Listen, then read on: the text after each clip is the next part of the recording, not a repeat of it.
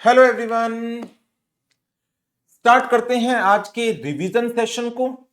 और आज रिवीजन में हमारे पास है एक बहुत important topic and that is company audit.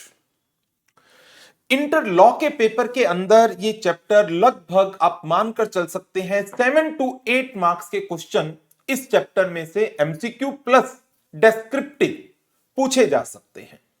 और यही चैप्टर आगे जाकर के ग्रुप 2 में इंटर ऑडिट के अंदर भी, जो अभी एग्जिस्टिंग सिलेबस है उसके अंदर भी इस चैप्टर को कवर अप किया गया है और इसमें से क्वेश्चन पूछे जाते हैं।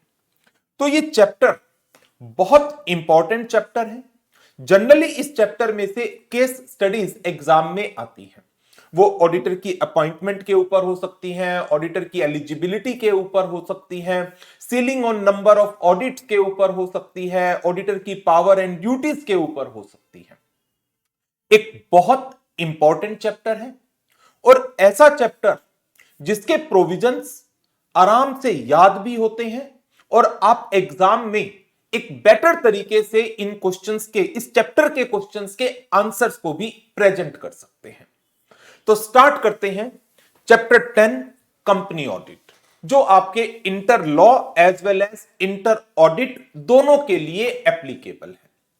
इसके अंदर अप टू सेक्शन 148 लॉ और ऑडिट दोनों के लिए चलेगा और फिर आएगा एक सेकंड पार्ट इस चैप्टर का जिसमें हम branch audit, joint audit and कारो 2020 के प्रोविजंस करेंगे।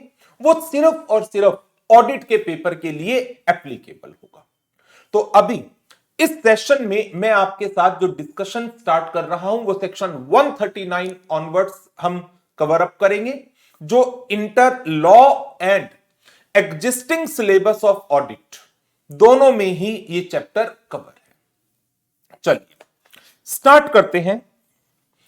सबसे पहले मैंने आपको इन चार्ट्स में सेक्शन 139 से लेकर 148 का कंप्लीट ब्रेकअप दिया है sub section wise along with their corresponding rules.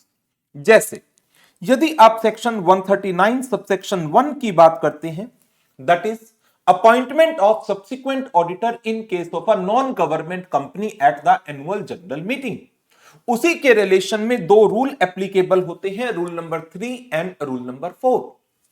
आगे बढ़ेंगे, section 139 subsection 2 rotation of auditor का सेक्शन है और उसके रिलेशन में रूल नंबर 5 एप्लीकेबल होता है। सेक्शन 139(3) इसके कॉरेस्पॉन्डिंग कोई रूल नहीं है। 139 subsection 4 power of CG to prescribe the manner of rotation, इसके कॉरेस्पॉन्डिंग रूल नंबर 6 एग्जिस्ट करता है। तो ये तो एक ब्रेकअप है। जैसे जैसे हम सेक्शंस को पढ़ेंगे तो ये आपको एज सच याद हो जाएंगे, और यदि सेक्शन नंबर या रूल नंबर याद नहीं भी होते, इन दैट केस फिर मैं कहूंगा कोई टेंशन लेने की जरूरत नहीं है। प्रोविजन याद होना चाहिए, सेक्शन और उसके कॉरेस्पॉन्डिंग रूल नंबर नहीं भी याद, it's okay. Most of the time जो मार्क्स अलॉटेड होते हैं वो प्रोविजन के होते हैं, सेक्शन के नंबर या रूल के नंबर के एज सच नहीं होते हैं। तो चलते हैं आगे, बट कोशिश करिएगा सेक्शन नंबर यदि याद रख पाए तो। कई बार क्या होता है, examiner multiple choice question frame करते वक्त क्वेश्चन ही सेक्शन पर बना देता है। होते ऐसे क्वेश्चन बहुत रेयर हैं, बट मे बी आस्क्ड। तो कोशिश करिएगा जिस एक्सटेंट तक ये सेक्शन यदि याद रह पाए तो। स्टार्ट करते हैं अपॉइंटमेंट ऑफ ऑडिटर के साथ। ऑडिटर की अपॉइंटमेंट को हम दो पार्ट्स में डिवाइड कर सकते हैं, appointment of subsequent auditor and appointment of first auditor. मैं पहले आपके साथ बात कर लेता हूं फर्स्ट ऑडिटर की अपॉइंटमेंट की। फर्स्ट ऑडिटर की appointment in case of non government company is covered under section 139 subsection 6, which says that first auditor shall be appointed by the board of director within how many days? 30 days of the registration of the company. In case board fails to appoint the first auditor, it is the duty of the board to inform the member, and in that case members shall within 90 days at an extraordinary general meeting appoint the first auditor. Or first auditor, whether appointed by board of director or appointed by the member, shall hold the office till conclusion of first annual general meeting. Now, coming to government companies. In case of government companies, government owned companies, government controlled companies, as per the provisions of section 139 subsection 7, first auditor shall be appointed by the CAG within 60 days of the registration of the company. If CAG does not appoint the first auditor, then within next 30 days it is the duty of the board of director to appoint the first auditor. And in case BOD also fail, then they need to inform the member, and then member within 60 days at an extraordinary general meeting shall appoint the first auditor, who shall hold the office till conclusion of the first AGM. तो ये हमारे provisions थे as to the appointment of first auditor in case of government company and non-government company. आगे बढ़ते हैं. Appointment of subsequent auditor. In case of a non-government company, appointment shall be at the first AGM. First AGM पर first auditor का tenure पूरा हो जाता है और इसी फर्स्ट एजीएम पर सब्सिक्वेंट ऑडिटर की अपॉइंटमेंट होती है. कंपनी चाहे तो फर्स्ट ऑडिटर को ही अपना सब्सिक्वेंट ऑडिटर भी कंटिन्यू कर सकती है फर्स्ट एजीएम में उसकी अपॉइंटमेंट का रिजोल्यूशन पास करके. तो जो फर्स्ट एजीएम के अंदर चाहे आपने फर्स्ट ऑडिटर को ही रीअपॉइंट किया या उसकी जगह पर किसी और पर्सन को एज ए ऑडिटर अपॉइंट किया, तो उसका टेन्योर कहां तक रहेगा?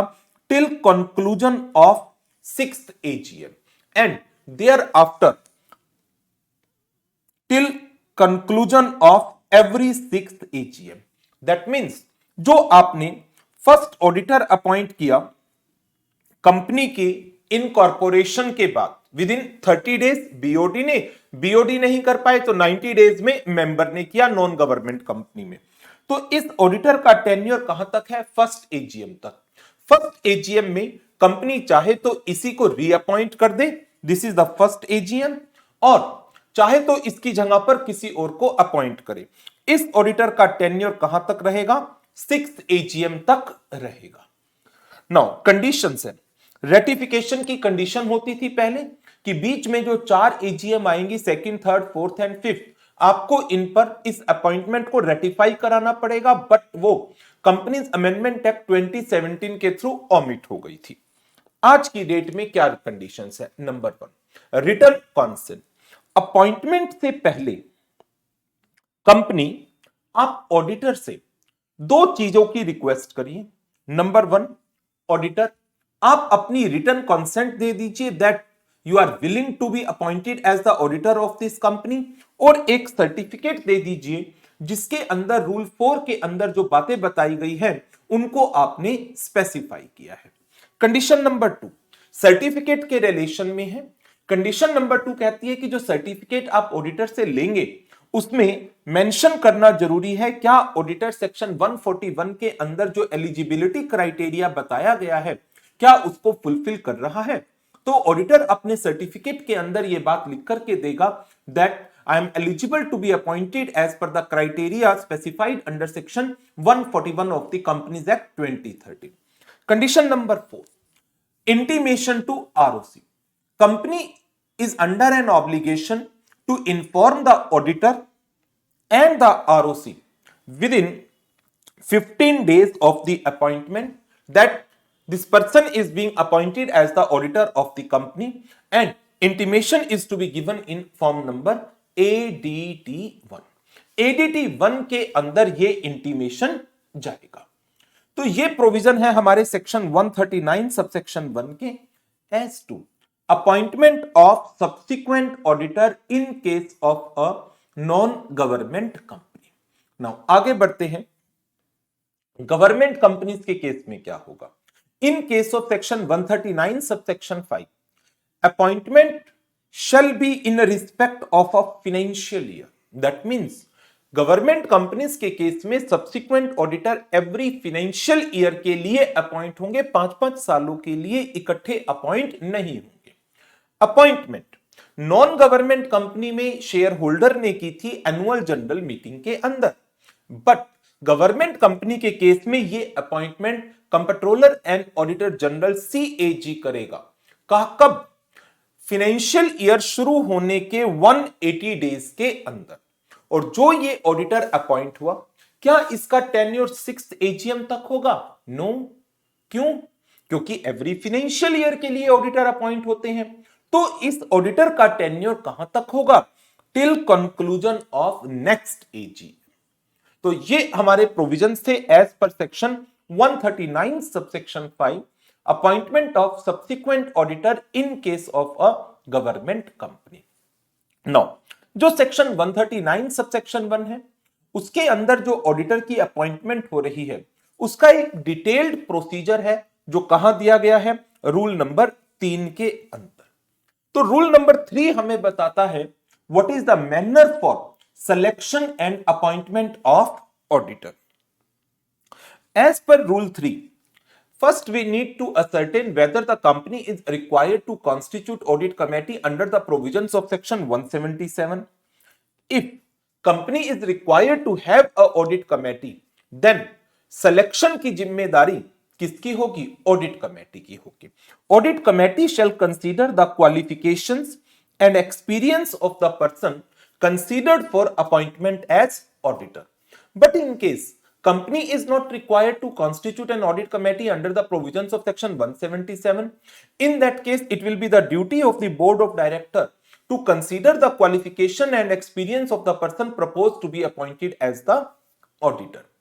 तो now मान लेते हैं कंपनी की रिक्वायरमेंट है ऑडिट कमेटी को कॉन्स्टिट्यूट करने की, and now audit committee consider the qualification and experience of the person to propose to be appointed as auditor. तो ऑडिट कमेटी ने एक पर्सन को सेलेक्ट कर लिया। तो अब ऑडिट कमेटी ने जब एक पर्सन को सेलेक्ट कर लिया, तो ऑडिट कमेटी इस पर्सन के नेम को प्रपोज कर देगी या रिकमेंड कर देगी किसको? To the board of director for their consideration. अब क्वेश्चन अराइज होता है, क्या बोर्ड को ये नाम जो प्रपोज नेम है, क्या बोर्ड इससे सेटिस्फाइड है? यदि बोर्ड इससे सेटिस्फाइड है तो बोर्ड इस नेम को रिकमेंड कर देगा for consideration by the members in annual general meeting. लेकिन यदि बोर्ड डिसएग्री करता है, board is not satisfied with the name proposed by the audit committee, तो बोर्ड एक रिक्वेस्ट करेगा किसको? ऑडिट कमेटी को फॉर द रिकंसीडरेशन, कि जो नाम आपने प्रपोज किया है आप इसको रिकंसीडर करिए और इसकी जगह पर किसी और का नाम बता पाए तो अच्छी बात है। बोर्ड की रिक्वेस्ट को ऑडिट कमेटी ने एक्सेप्ट कर लिया तो ये पूरा का पूरा साइकिल दोबारा से रिपीट हो जाएगा। लेकिन बोर्ड ने कहा नहीं, हम आपकी रिक्वेस्ट को रिकंसीडर नहीं कर सकते। तो इसका क्या मतलब है कि ऑडिट कमेटी ने कहा कि बोर्ड को हम आपकी रिक्वेस्ट को रिकंसीडर नहीं कर सकते। तो यदि ऑडिट कमेटी ने बोर्ड की रिक्वेस्ट को रिकंसीडर करने से मना कर दिया तो अब किसकी बात चलेगी? बीओडी की। बीओडी क्या करेंगे? अपना कोई पर्सन सिलेक्ट करेंगे। अपना पर्सन से मतलब they need to appoint the auditor, और इसके लिए वो क्या करेंगे? वो अपनी ही कोई ओन रिकमेंडेशंस किसको देंगे? मेंबर्स को, और फिर मेंबर जनरल मीटिंग के अंदर ऑडिटर की अपॉइंटमेंट करेंगे। तो इंस्टेड कि जो नाम ऑडिट कमेटी ने सुजेस्ट किया था ऑडिटर के लिए, बीओडी ने उस नाम की जगह किसी और के नाम को प्रपोज कर दिया है मेंबर्स को, और फिर मेंबर्स उस पर्सन को एजीएम में एज ए ऑडिटर अपॉइंट करेंगे। लेकिन बोर्ड, क्योंकि आपने ऑडिट कमेटी की बात को नहीं माना है, तो आपको रिटर्न में रीजंस देने पड़ेंगे why you have not consider the recommendations of the audit committee. तो in case audit committee decide that we will not reconsider the name of the person proposed to be appointed as auditor, BOD will record the reason for disagreement and BOD will make its own recommendation and place the matter for consideration by the member in AGM। तो इस तरीके से rule number 3 के अंदर ये detailed procedure चलता है for appointment of auditor.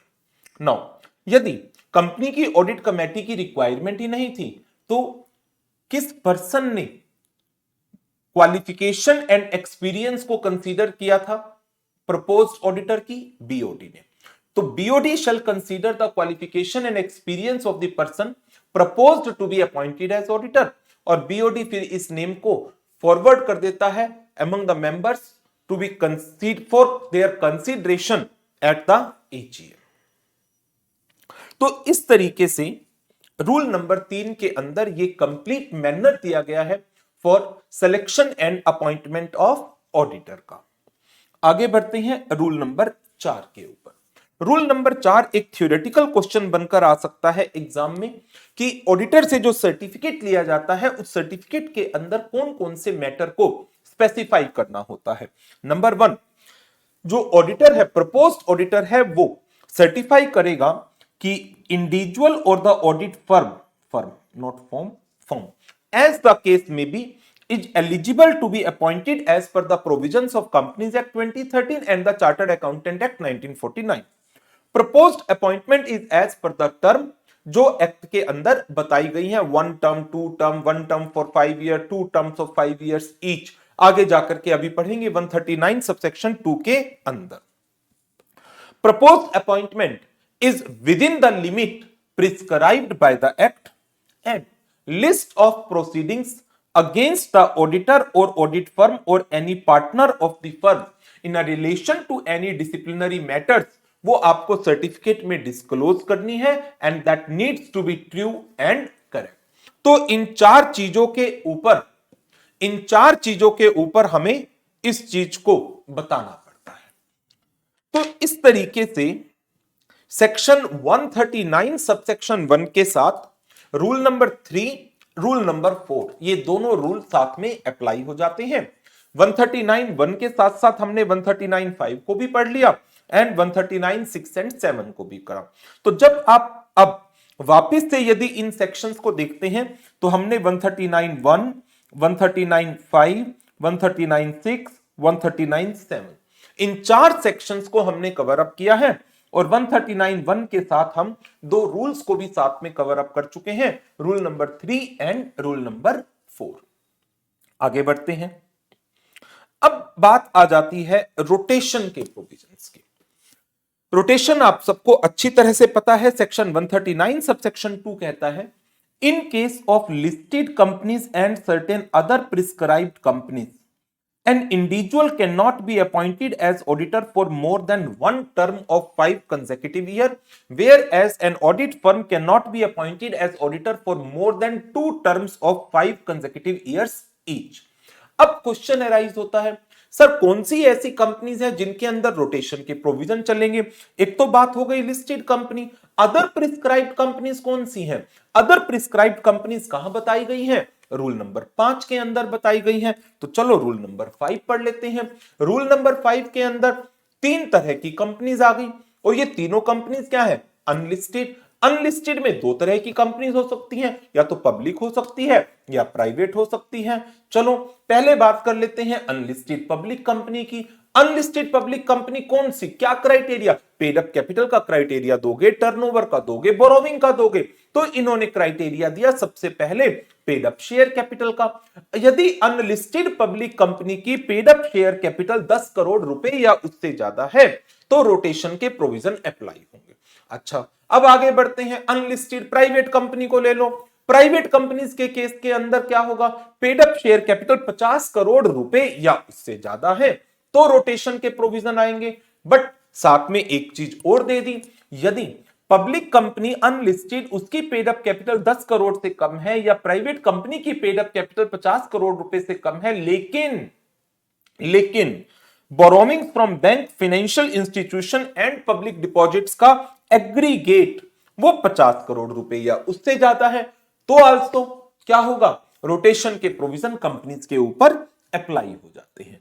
तो सबसे पहली बात तो जो हमें ध्यान रखनी है, कौन सी कंपनीज के ऊपर रोटेशन के प्रोविजन अप्लाई होते हैं, और रोटेशन का प्रोविजन है क्या? इंडिविजुअल ऑडिटर, उसको सिर्फ एक टर्म मिलेगी 5 साल की, फिर कूलिंग पीरियड आएगा। फर्म, उसको 2 टर्म मिल सकती है 5-5 सालों की, और फिर कूलिंग पीरियड आएगा। अच्छा, अब क्वेश्चन है कूलिंग पीरियड क्या पूरी लाइफ आ गया? No, cooling period will be for a period of 5 years. तो अब आगे बढ़ते हैं। सेक्शन 139 सबसेक्शन 2 का फर्स्ट प्रोवाइजो कहता है इंडिविजुअल ऑडिटर एलिजिबल नहीं होगा रीअपॉइंटमेंट के लिए as a auditor in same company. मतलब उसकी होल्डिंग में, सब्सिडियरी में, एसोसिएट में अपॉइंट हो सकता है, बिल्कुल कोई प्रॉब्लम नहीं है, ध्यान रखिएगा। कितने पीरियड के लिए? 5 साल के लिए। ऑडिट फर्म, उसको 2 टेन्योर मिले, 5 फिर 5। कूलिंग पीरियड कितना आएगा? कूलिंग पीरियड इसका भी 5 ही है। shall not be eligible for reappointment as auditor in same company for 5 years after completing the tenure, after completing 2 tenures. Second provision, second proviso कहता है कॉमन पार्टनर, जिस समय एक फर्म का टेन्योर, फर्म के 2 टेन्योर पूरे हो गए, तो यदि उस फर्म का कोई पार्टनर किसी दूसरी फर्म में भी पार्टनर है, देन वो दूसरी फर्म भी डिस्क्वालीफाई हो जाएगी to be appointed as auditor. Audit firm having a common partner with audit firm जिसका टेन्योर जस्ट एक्सपायर हुआ था as on date of appointment shall not be appointed as auditor of same company for a period of 5 years। यहां पर ध्यान रखिएगा, यदि date of appointment पर common partner नहीं है, लेकिन डेट ऑफ अपॉइंटमेंट से पहले था या डेट ऑफ अपॉइंटमेंट के बाद कॉमन पार्टनर है बट डेट ऑफ अपॉइंटमेंट पर नहीं है, तो ये डिस्क्वालिफिकेशन नहीं आएगी, क्योंकि लॉ में क्लियर वर्ड लिखा हुआ है date of appointment of new auditor. जब भी नया ऑडिटर अपॉइंट होगा, यदि उस समय, जैसे एक एग्जांपल ले लेते हैं, मान लीजिए एक फर्म है, एक कंपनी है, इस कंपनी में ये एक ऑडिटर अपॉइंट हुआ, ये एक टेन्योर पूरा हो गया, ये दूसरा टेन्योर पूरा हो गया। ऑडिटर कौन था? A B and company. इसके अंदर 2 पार्टनर थे, कौन कौन? A plus B. अब कंपनी क्या कर रही है? सीडी एंड कंपनी को एज ए ऑडिटर अपॉइंट करना चाहती है। सीडी के कितने पार्टनर हैं? 2, A plus C plus D. तो अब क्योंकि डेट ऑफ अपॉइंटमेंट के समय कोई भी कॉमन पार्टनर नहीं है, तो सीडी एंड कंपनी अपॉइंट हो सकते हैं। लेकिन यदि अपॉइंटमेंट के बाद इस फर्म में ए ने ज्वाइन कर लिया बाद में, अब कॉमन पार्टनर है, अब कुछ नहीं होगा, कोई प्रॉब्लम नहीं है। अपॉइंटमेंट के समय देखना है क्या कोई कॉमन पार्टनर है, यदि है तो डिस्क्वालिफिकेशन आएगी, अदरवाइज कुछ नहीं। अच्छा ये तो छोड़ दो, ट्रांजिशन प्रोविजन था, इसकी आज की डेट में कोई रिक्वायरमेंट नहीं है। इस प्रोविजन का इफेक्ट तो 2017 की एजीएम में ही खत्म हो गया और अब तो 2023 चल रहा है, छोड़िए। Fourth proviso, section 139 subsection 2 shall not prejudice the right of company to remove the auditor and right of auditor to resign। तो सेक्शन 139 में जब ये रोटेशन का प्रोविजन आ गया, तो इसका ये मतलब नहीं है कि आपको 5 साल पूरे करने ही करने हैं, उसके बाद आप हटेंगे। नो, कंपनी यदि आपका टेन्योर पूरा होने से पहले आपको रिमूव करना चाहती है, तो सेक्शन 140 सबसेक्शन 1 के प्रोविजन को अप्लाई करा के हटा सकती है। ऑडिटर रिजाइन करना चाहता है तो सेक्शन 140 सबसेक्शन 2 में अपना रेजिग्नेशन दे सकता है। चलिए आगे बढ़ते हैं। सेक्शन 139 सबसेक्शन 3, अभी तो हमने बात की ऑडिटर को चेंज कर दो, ऑडिटर को ही चेंज कर दिया जाए। लेकिन मान लेते हैं ऑडिटर कौन है? एक फर्म है, एबीसी एंड एसोसिएट, 3 पार्टनर हैं। कंपनी के मेंबर चाहें तो कंपनी के मेंबर ऑडिटर के ऊपर एक कंडीशन लगा सकते हैं कि आपको ऑडिटिंग पार्टनर को रोटेट करना है, कि यदि पहले साल की ऑडिट मिस्टर ए ने की आपकी फर्म में से, तो दूसरे साल की ऑडिट मिस्टर बी करे या मिस्टर सी करे।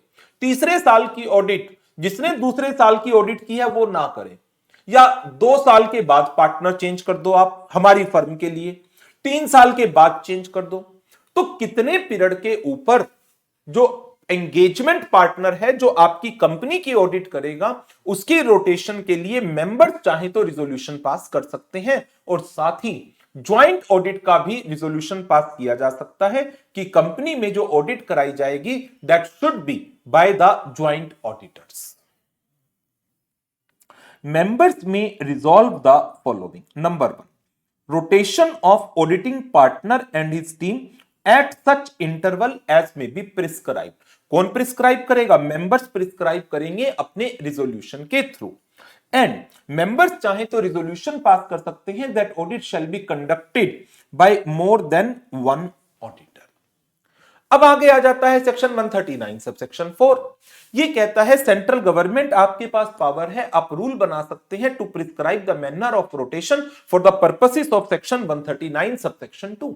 तो रोटेशन का manner for the purposes of section 139 subsection 2 central government ने प्रिस्क्राइब किया रूल नंबर 6 के अंदर।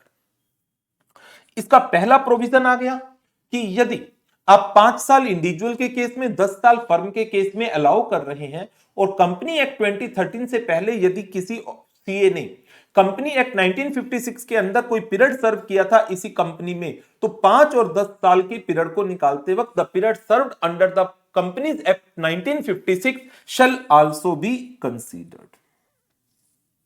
नंबर 2, एनी इंडिविजुअल जिसका टेन्योर पूरा हुआ या ऑडिट फर्म जिसके टेन्योर पूरे हो गए, अब उनकी जगह पर दूसरे पर्सन को लाना है। अब दूसरा पर्सन यदि आप कोई इंडिविजुअल ला रहे हो, दूसरा पर्सन आप कोई फर्म को लेकर आ रहे हो, लेकिन जो दूसरा इंडिविजुअल ऑडिट करने के लिए आ रहा है या जो दूसरी फर्म ऑडिट करने के लिए आ रही है, दैट मींस मैं कह सकता हूं इनकमिंग ऑडिटर, वो उस नेटवर्क को बिलोंग करते हैं जिस नेटवर्क को आउटगोइंग ऑडिटर बिलोंग करता है। तो यदि एनी इंडिविजुअल और ऑडिट फर्म जो इनकमिंग ऑडिटर है वो बिलोंग करता है उसी नेटवर्क को जिसको आउटगोइंग ऑडिटर बिलोंग करता है, देन 5 साल के लिए ये person as a auditor appoint नहीं हो सकता। इंडिविजुअल ऑडिटर और audit firm shall not be eligible for appointment as auditor for a period of 5 years if it belongs to same network to which the retiring auditor belongs to। retiring कह लें या outgoing auditor कह सकते हैं। आगे बात करते हैं ब्रेक। जो ब्रेक है, कूलिंग पीरियड है, वो 5 साल का है और रूल नंबर 6 ने कहा वो जो 5 साल है वो कॉन्टिन्यूटी में होने चाहिए। ऐसा नहीं कि अभी 2 साल का ब्रेक, फिर 1 साल का ब्रेक, फिर 3 साल का ब्रेक। नो, ऐसे कुछ नहीं करना। 2+3 या 2+1+2 या 2+1+1+1 ऐसे कुछ भी बना लो आप। नो, ऐसा नहीं। 5 ईयर मींस कॉन्टिन्यूअस 5 ईयर्स। इसके अलावा यदि जो आउटगोइंग ऑडिटर है, आउटगोइंग मतलब जो हट रहा है, रिटायरिंग ऑडिटर, उसका पार्टनर इंचार्ज जिसने कंपनी की फाइनेंशियल स्टेटमेंट को साइन किया, इस सीए फर्म से रिजाइन करके किसी दूसरी सीए फर्म को ज्वाइन कर लेता है, तो that CA firm shall also be disqualified to be appointed as an auditor for a period of 5 years.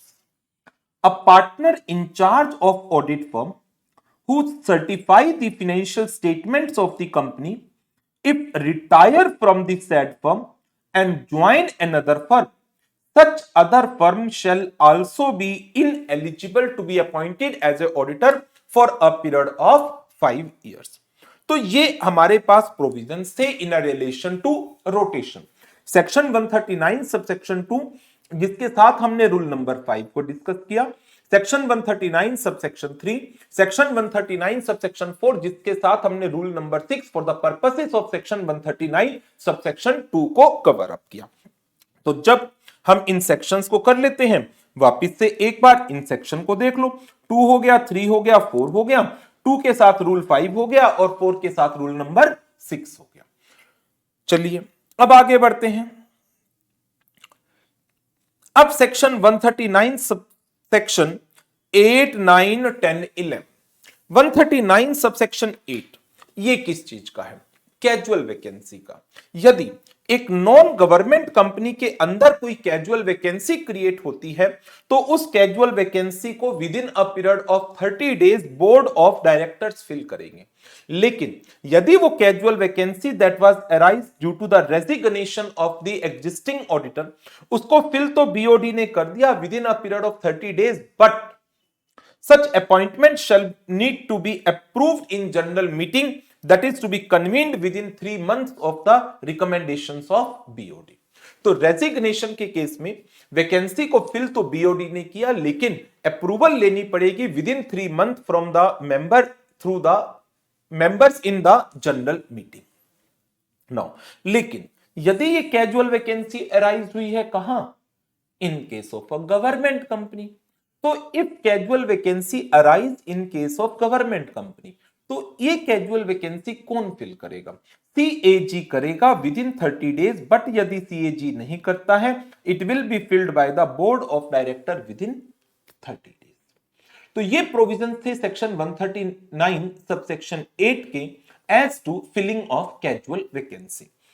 139 subsection 9 reappointment, यदि एक ऑडिटर उसका टेन्योर पूरा हो रहा है और वो एलिजिबल है to be appointed as the auditor, वो सेक्शन 141 के अंदर एलिजिबल है, वो विलिंग है, वो कंटिन्यू करना चाहता है और कंपनी भी कोई स्पेशल रेजोल्यूशन पास नहीं कर रही कि उसको हटाकर उसकी जगह पर किसी और को अपॉइंट किया जाए, तो ऐसी सिचुएशन के अंदर जो रिटायरिंग ऑडिटर है that may be reappointed for another tenure provided cooling period ना आ रहा हो, 141 के अंदर वो एलिजिबल हो, वो विलिंग भी हो कंटिन्यू करने में, और कंपनी ने कोई स्पेशल रेजोल्यूशन पास नहीं किया है as to not to reappoint this auditor और to appoint someone else as auditor. तो यदि ये कंडीशंस पूरी होती हैं देन इन दैट सिचुएशन जो रिटायरिंग ऑडिटर है उसको रीअपॉइंट किया जा सकता है फॉर अनदर टेन्योर। तो as per section 139 subsection 9, a retiring auditor may be reappointed at the AGM if he is not disqualified under law, not unwilling to continue, that means he is willing to continue, and no special resolution has been passed to appoint someone else as auditor, or providing expressly that a retiring auditor shall not be reappointed। तो यदि ये conditions पूरी हो जाती हैं, number 1 वो willing है, number 2 वो एलिजिबल है, नंबर 3 कोई स्पेशल रेजोल्यूशन पास नहीं हुआ, then retiring auditor may be reappointed as the auditor for another tenure। Section 139 subsection 10, यदि एजीएम के अंदर किसी ऑडिटर को अपॉइंट नहीं किया या पुराने ऑडिटर को रीअपॉइंट नहीं किया, आपने कोई रेजोल्यूशन पास नहीं करा पाए आप एनुअल जनरल मीटिंग में एज टू अपॉइंटमेंट और reappointment of any auditor, then law ने कहा ऑडिटर का ऑफिस खाली नहीं रहेगा, जो भी कंपनी में एग्जिस्टिंग ऑडिटर है वो कंटिन्यू करेगा, एग्जिस्टिंग ऑडिटर विल कंटिन्यू। फिर सेक्शन 139 सबसेक्शन 11 आ जाता है जो कहता है in case company is required to have an audit committee under the provisions of section 177, then all the appointments of auditor including the filling of casual vacancy shall be made after considering the recommendations of audit committee। audit committee की recommendations को consider करने के बाद ही कोई भी appointment की जा सकती है। तो ये हमारे प्रोविजंस थे एज टू सेक्शन 139। चलिए अब इसके साथ यदि हम देखें तो 139 8 9 10 11, तो हमारा पूरा का पूरा सेक्शन 139 कंप्लीट हो चुका है along with rule number 3 4 5 and 6। आगे बढ़ते हैं नेक्स्ट सेक्शन, और नेक्स्ट सेक्शन है हमारा section 140 that is on removal resignation and requirement of special notice. Section 140 subsection 1, क्या ऑडिटर को उसका टेन्योर पूरा होने से पहले रिमूव किया जा सकता है? Yes, by passing a special resolution and with the previous approval of central government existing auditor can be removed from office before completion of tenure। However, before taking any action under this section, concerned auditor shall be given an opportunity of being heard। Now, section 140 subsection 1 के अंदर जो central government की approval है उसके लिए manner बताया गया है रूल नंबर 7 में। रूल नंबर 7 क्या कहता है? सेंट्रल गवर्नमेंट को आपने अप्लाई करना है within 30 days of passing the board resolution in the application, जो एप्लीकेशन जाएगी फॉर्म नंबर ADT 2 के अंदर जाएगी, और सेंट्रल गवर्नमेंट से अप्रूवल आने के 60 डेज के अंदर अंदर company is required to convene a general meeting of the member for the purposes of passing the special resolution. तो पहला काम क्या हो गया, आप एक जिस पर्सन को एज ए ऑडिटर आप हटाना चाहते हैं उस पर्सन को एक अपॉर्चुनिटी दो, बोर्ड रेजोल्यूशन पास करो, सेंट्रल गवर्नमेंट से अप्रूवल लो एंड देन कंपनी की जनरल मीटिंग में स्पेशल रेजोल्यूशन पास करके आप ऑडिटर को हटा सकते हैं। आगे बढ़ते हैं। रेजिग्नेशन। क्या ऑडिटर अपना टेन्योर पूरा होने से पहले रिजाइन कर सकता है? बिल्कुल। ऑडिटर यदि रिजाइन करता है तो within 30 days of resignation prescribed form के अंदर कंपनी को, आरओसी को अपना रेजिग्नेशन देगा, indicating the reasons and other fact relating to resignation. और फॉर्म नंबर कौन सा है? रूल 8 प्रिस्क्राइब करता है कि जो statement of resignation with the ROC file होगी that should be in form number ADT 3। Section 140 subsection 3 कहता है कि यदि statement of resignation is not being filed with the ROC, auditor is required to pay a penalty। और penalty के provision क्या है? 50,000 रुपए मिनिमम पेनल्टी है, but it can not exceed audit fees. तो ऑडिट फीस और 50,000 whichever is lower is the minimum penalty, plus additional penalty of ₹500 per day after the first during which such default continue. और minimum penalty plus additional penalty दोनों मिलाकर maximum 2 lakh रुपए हो सकती है, इससे ऊपर नहीं हो सकती। Section 140 subsection 4 special notice. Company यदि चाहती है कि ऑडिटर का टेन्योर पूरा हो चुका है और वो एलिजिबल है दूसरे टेन्योर के लिए, लेकिन कंपनी उसको दूसरा टेन्योर देना चाह रही है बट कंपनी के मेंबर्स चाहते हैं कोई दूसरा टेन्योर ना दिया जाए, कंपनी के member are not satisfied with the working of the existing auditor, company क्या करती है? कंपनी तो एजीएम का नोटिस दे देती है और उस एजीएम के नोटिस में कह देती है कि एग्जिस्टिंग ऑडिटर को रीअपॉइंट कर देंगे हम एजीएम में। लेकिन फिर कंपनी के मेंबर्स को ऑब्जेक्शन है और वो कंपनी के मेंबर एक स्पेशल नोटिस भेजते हैं कंपनी को 14 days before the date of the AGM कि एग्जिस्टिंग ऑडिटर को रीअपॉइंट नहीं करना या इसकी जगह पर XYZ को अपॉइंट करना है। तो यदि एजीएम से 14 days before special notice received हो गया in relation to matter that retiring auditor shall not be reappointed और someone else is to be appointed as the auditor for another tenure, in that case ऐसा notice आते ही company इस notice की एक copy देगी concern auditor को और concern auditor का राइट होगा रिप्रेजेंटेशन का। वो चाहे तो अपनी एक representation of reasonable length company को दे सकता है और कंपनी को कहेगा कि इस रिप्रेजेंटेशन को फॉरवर्ड कर दिया जाए to the members along with the copy of special notice. तो कंपनी जब ये जो स्पेशल नोटिस एक मेंबर की तरफ से आया था 14 days before the date of meeting, तो 7 days before the date of meeting इस नोटिस की कॉपी सब मेंबर्स को भेजती है। तो यदि रिप्रेजेंटेशन आ चुकी है तो इसी नोटिस में इस रिप्रेजेंटेशन का जिक्र कर देती है और रिप्रेजेंटेशन की कॉपी साथ में लगा देती है। But in case representation is received too late that it can't be sent, in that case auditor may request the company to read the representation in the general meeting. तो ये provision है हमारे section 140 subsection 4 के अंदर। Special notice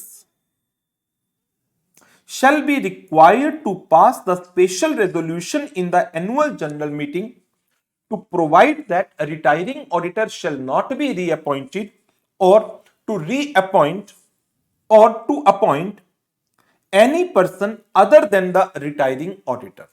Company is required to send the copy of notice immediately to the concerned auditor. Concerned auditor has a right of representation of reasonable length. Copy of notice and the representation need to be sent to every person to whom the notice of AGM is given. Auditor may also demand for reading the representation in the meeting if the representation cannot be sent to the member. But यदि representation के अंदर auditor ने कोई defamatory language use की है या कोई भी ऐसा मैटर यूज किया है जो लगता है कि ऑडिटर अपने इस राइट को यूज कर रहा है just to secure needless publicity, an application may be given to the tribunal and tribunal may pass the order that representation need not be sent और representation need not be read out in the meeting. Representation need not be sent or read out at the meeting if on the application of company or other person tribunal pass such order। तो ये provision थे हमारे section 140 subsection 4 के। अब आता है section 140 subsection 5 a very very important section. क्या एक ऑडिटर को टेन्योर पूरा होने से पहले ट्राइब्यूनल के थ्रू हटाया जा सकता है? ट्राइब्यूनल उसको हटा सकता है, जी हां। ट्राइब्यूनल में by order direct the company to change its auditor इधर स्यू मोटो, अपने आप ट्राइब्यूनल ऐसे ऑर्डर कंपनी को दे सकता है, और on an application made to it by the CG और बाय एनी पर्सन कंसर्न। कब? यदि tribunal is satisfied that auditor has acted in a fraudulent manner और कोलिडेड इन एनी फ्रॉड। तो ट्राइब्यूनल क्या कर सकता है? वो कंपनी को डायरेक्शंस देगा for change of the auditor. Now यदि ये एप्लीकेशन सेंट्रल गवर्नमेंट की तरफ से आई and tribunal is satisfied that the change of the auditor is required with in 15 days of the receipt of the application, tribunal will pass an order that he means existing auditor, he word जो use किया गया है law में, that is for the existing auditor shall not function as auditor, and in this case central government may appoint another auditor in place of the existing auditor। और एक बहुत stringent provision, कोई भी auditor जिसके against section 140 subsection 5 में tribunal ने order pass कर दिया, वो डिस्क्वालीफाई हो जाएगा to be appointed as auditor of any company for a period of 5 years from the date of passing of the order and is also liable to be punished under section 447 of fraud. तो ये हमारे section 140 के अंदर 5 subsections थे। Section 140 subsection 1, removal of auditor before expiry of tenure, rule number 7 के साथ। Resignation of auditor section 140 subsection 2, form number ADT 3, rule 8 में लिखा गया है। Section 140 subsection 3, that is penalty for non compliance of section 140 subsection 2। Section 140 subsection 4, removal of auditor on expiry of tenure. Section 140 subsection 5, directions for change of auditor, इसके corresponding एक rule 9 होता था जो आज की डेट में एग्जिस्ट नहीं करता, दैट हैज बीन ओमिटेड। तो ये था हमारा सेक्शन 140। तो अब इसके बाद 139 अपॉइंटमेंट का हो गया, 140 removal and resignation and change का हो गया। अब आता है एक बहुत important section, and that is section 141 about the eligibility, qualification and disqualifications of the auditor। section 141।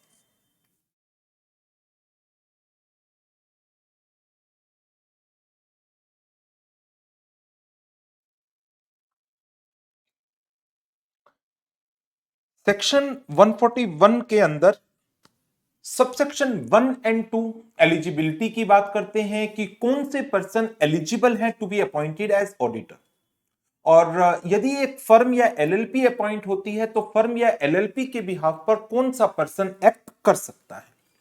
और सेक्शन 141 सबसेक्शन 3 बहुत सारी डिस्क्वालिफिकेशन की बात करेगा।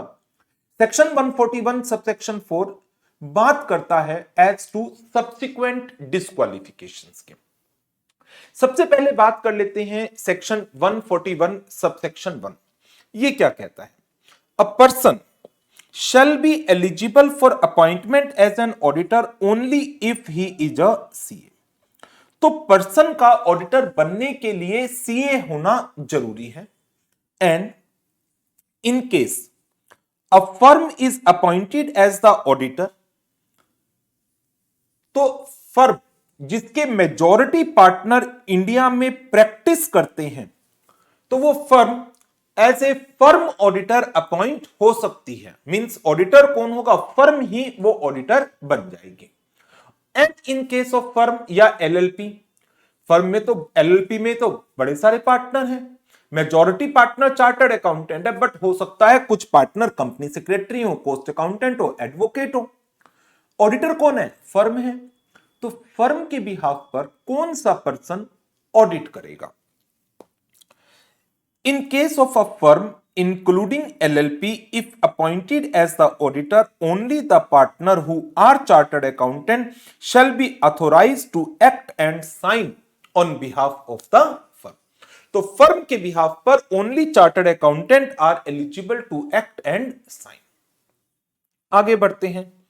Section 141 subsection 3. कौन से पर्सन डिस्क्वालिफाइड है to be appointed as the auditor?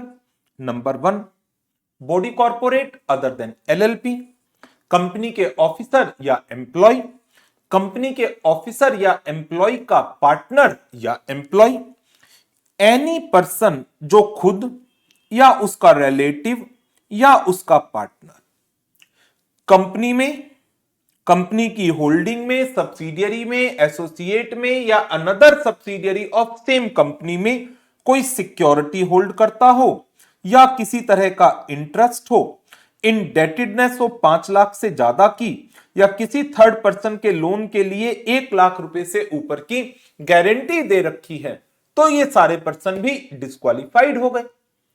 तो ये पर्सन जिसने खुद या उसका रिश्तेदार या उसका partner hold any security, indebtedness और गारंटी, डिस्क्वालिफाइड. लेकिन अब आप सोच रहे होंगे नहीं सर एक एक्सेप्शन होती थी. जी हां एक्सेप्शन होती थी, ये स्टार लगा हुआ है ना. In case of a relative, यदि रिलेटिव कंपनी में सिक्योरिटी होल्ड करता है of face value up to ₹1 lakh, तो डिस्क्वालिफिकेशन अट्रैक्ट नहीं होगी.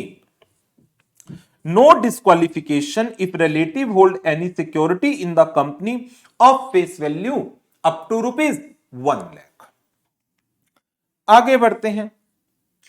एनी पर्सन जो खुद या कोई फर्म जिसमें वो पार्टनर है या फर्म जो एज ए ऑडिटर बनना चाह रही है, तो यदि कोई पर्सन या कोई फर्म जिसकी बिजनेस रिलेशनशिप है with the company, subsidiary, holding, associate, subsidiary of another holding और एसोसिएट, तो वो पर्सन भी और फर्म भी डिस्क्वालिफाइड हो जाएंगे to be appointed as auditor of the company यदि उनकी बिजनेस रिलेशनशिप है. एक पर्सन जिसका रिलेटिव कंपनी में डायरेक्टर है या कंपनी की एम्प्लॉयमेंट में है एज ए डायरेक्टर, इसका मतलब कंपनी का मैनेजिंग डायरेक्टर या होल टाइम डायरेक्टर है या कंपनी का की मैनेजरियल पर्सनल है, वो भी डिस्क्वालिफाइड. पर्सन जो फुल टाइम एम्प्लॉयमेंट में है डिस्क्वालिफाइड. या एक पर्सन जिसके पास ऑलरेडी 20 कंपनीज की ऑडिट है other than 1 person, dormant, small company and private company जिनकी paid up share capital less than 100 crore, इन 4 को छोड़कर. तो यदि 1 person company, small company, dormant company या private company having paid up capital less than 100 crore, इन 4 कंपनीज की ऑडिट को छोड़कर रिमेनिंग नंबर ऑफ ऑडिट यदि ऑलरेडी आपके पास 20 है, then you are not eligible to be appointed as auditor in any other company. A person जिसको convict किया है by any court of an offense involving fraud और अभी उस कन्विक्शन के 10 साल अभी तक कंप्लीट नहीं हुए हैं, या any person who directly or indirectly renders any service referred to in section 144. Section 144 के अंदर पूरी एक कंप्लीट लिस्ट दी गई है प्रोहिबिटेड सर्विसेज की, कि यदि एक पर्सन किसी कंपनी में 144 के अंदर बताई गई सर्विसेज रेंडर कर रहा है तो वो उस कंपनी का ऑडिटर नहीं बन सकता. यदि ऑलरेडी आप उस कंपनी के ऑडिटर हैं तो आप उस कंपनी में, उस कंपनी की होल्डिंग में, उसकी सब्सिडियरी में 144 की बताई गई सर्विसेज नहीं दे सकते. करा दूं वो सर्विसेज भी साथ साथ.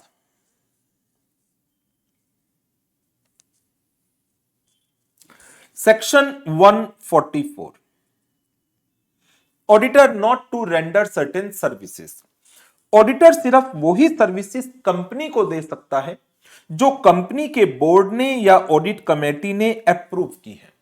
There are certain services that can not be rendered by the auditor to company holding subsidiary directly और इनडायरेक्टली. कौन सी हैं वो services? Accounting and book keeping, internal audit, design and implementation of financial information system, actuarial service, investment advisory, investment banking, outsourced financial services, management services or any other as prescribed by the central government. But अभी तक कोई prescribe नहीं है as such. तो यदि एक person section 144 की ये सर्विसेज दे रहा है, ऑडिटर नहीं बन सकता। ऑडिटर है तो वो ये सर्विसेज नहीं दे सकता। तो ये थी सेक्शन 141 सब सेक्शन 3 के अंदर डिस्क्वालिफिकेशन। कौन कौन सी?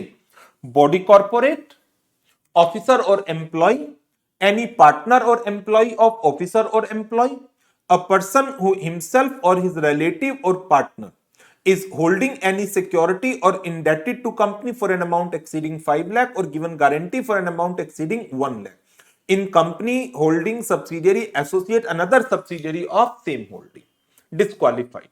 However, if relative is holding the security in the company for an amount not exceeding face value 1 lakh, it's okay. यदि अपॉइंटमेंट के बाद रिलेटिव की सिक्योरिटी की वैल्यू 1 लाख फेस वैल्यू से ज्यादा हो जाती है, देन 60 डेज का टाइम पीरियड दिया गया है। Within 60 days auditor is required to take the corrective action, otherwise he needs to vacate the office. फिर फिफ्थ पॉइंट, कोई भी पर्सन या फर्म जिसका बिजनेस रिलेशनशिप है with the company holding subsidiary associate another subsidiary of holding या associate. Any person जिसका relative company में director है या इन द एम्प्लॉयमेंट में है एज ए डायरेक्टर और केएमपी, या पर्सन खुद फुल टाइम एम्प्लॉयमेंट में है, या फ्रॉड का गिल्टी है, कन्विक्ट किया है फ्रॉड ने और अभी 10 साल खत्म नहीं हुए, या फिर 144 की सर्विसेज दे रहा है कंपनी को, होल्डिंग को या सब्सिडियरी को। नाउ अब इसमें एक पॉइंट मैंने स्किप किया, सेक्शन 141 सबसेक्शन 3 क्लॉज जी का सेकंड पॉइंट। यदि एक पर्सन ऑलरेडी ऑडिटर है, 20 companies excluding OPC, small dormant private company having paid up capital less than 100 crore, तो 20 कंपनी से ज्यादा ऑडिट नहीं ले सकता। लेकिन इसी के ऊपर आईसीएआई ने नोटिफिकेशन इशू कर रखी है through the council general guidelines. वो कहते हैं प्राइवेट कंपनीज को मिला लो तब टोटल मैक्सिमम कितनी कर पाओगे? 30 कर पाओगे। Private company paid up capital less than 100 crore 20, private company paid up capital 100 crore से लेस है उसको भी मिला लो, देन मैक्सिमम 30। एक्सेप्शन क्या है? ओपीसी एंड डोरमेंट को छोड़ दो। ओपीसी एंड डोरमेंट को छोड़कर मैक्सिमम कितनी कर सकते हो? 30। तो यदि ओपीसी की बात करें जितनी मर्जी करिए, कोई लिमिट नहीं है। डोरमेंट की बात करिए, कोई लिमिट नहीं है। अब बच गई other companies. Other companies maximum आप कितनी कर सकते हो? 30। लेकिन इस 30 में भी आपको ध्यान रखना है कि companies other than small and private company जिनकी paid up capital less than 100 crore है, ऐसी कंपनीज को यदि छोड़ दें, small and private other paid up capital less than 100 crore, maximum 20 हो सकती है। क्यों? ये कंपनी लॉ की लिमिट आ गई, राइट। नाउ अब बात कर लेते हैं सेक्शन 141 सबसेक्शन 4 की। ये कहता है कि if at the time when the auditor was appointed he is not attracted by any of the disqualification, but at a later stage any disqualification arises, then he needs to vacate the office. तो यदि appointment के बाद किसी तरह की disqualification आती है तो ऑडिटर को ऑफिस वैकेट करना पड़ेगा, and such vacancy shall be treated as the casual vacancy. If after appointment an auditor incur any disqualification mentioned in section 141 subsection 3, auditor shall vacate the office and such vacation shall be treated as the casual vacancy. तो ये था हमारा section 141 subsection 1, subsection 2, subsection 3, subsection 4। ये हमने cover up कर लिए।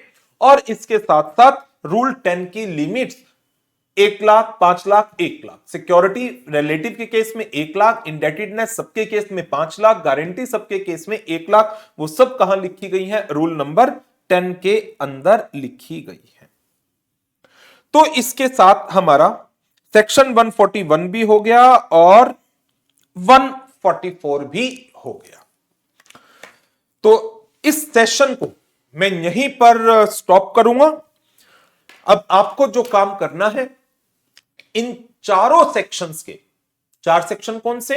139, 140, 141 and 144 revision मैंने करा दी।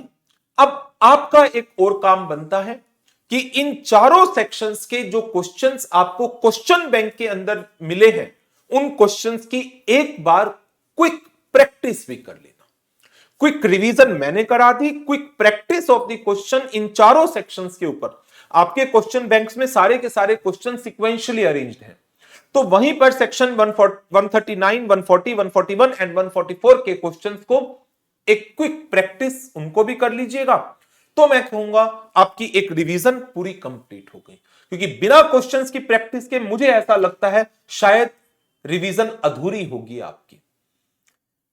राइट? कॉन्सेप्ट मैंने करा दिए, क्वेश्चंस आप करेंगे और हम मुलाकात करेंगे नेक्स्ट सेशन में जल्दी ही, जिसमें हम सेक्शन 142, 143, 145, 146, 147, 148 रिमेनिंग सेक्शंस जो हमारे बचे हुए हैं उनको कवर अप करेंगे। Thank you very much and good bye.